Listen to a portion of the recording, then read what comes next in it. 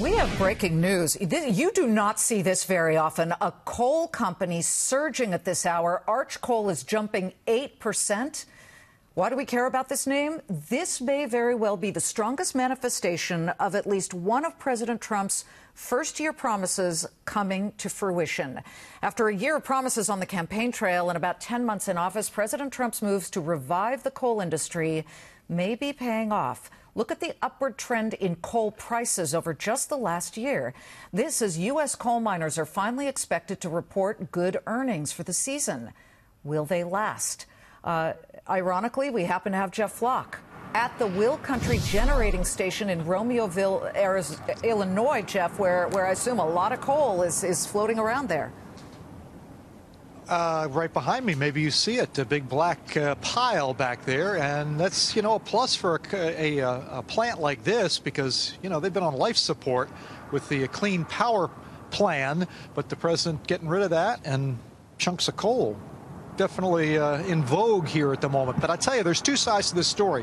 Some positives, obviously the end of the war on coal, but take a look at the 1 year. They've still got a lot of a pit to dig out of. If you look at the coal companies, 1 year, they're still all down pretty much. Even the ones that have come out of bankruptcy have still not done tremendously well. The other negative piece to this, I guess, is, the reason the president is so concerned about coal companies and fortunes of the coal companies and ending the war on coal is to create jobs. Well, if you look at the reason for the profits for a lot of these companies, it's prices. As you indicated there, last year, about $55 for a ton of coal. This year, about $88 for Q3. So huge pricing increase there has helped profits. Exports have been a plus, though.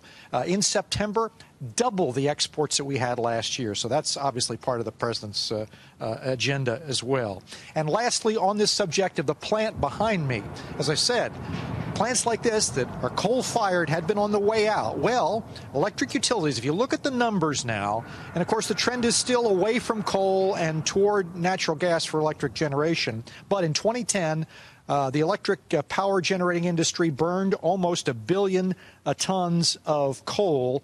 2016, that was down to 677 million tons. But this year, they expect to stop that trend and actually pretty much flat or maybe even a little bit of an increase. So I don't think this is going to create a ton of new jobs in the coal industry, but it may bring some back. So that's a positive. Long term, though, I think natural gas, when you talk about generating power, cleaner, easier to get to, cheaper. Yeah, in fact, that's the thing. There are some real experts in this field who say it was the free market that kind of killed coal.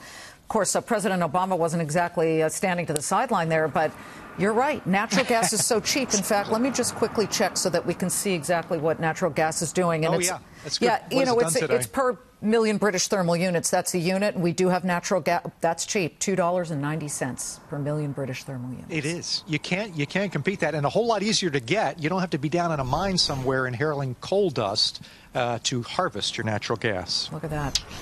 It's true. Good to see you, Jeff. Thank you very much.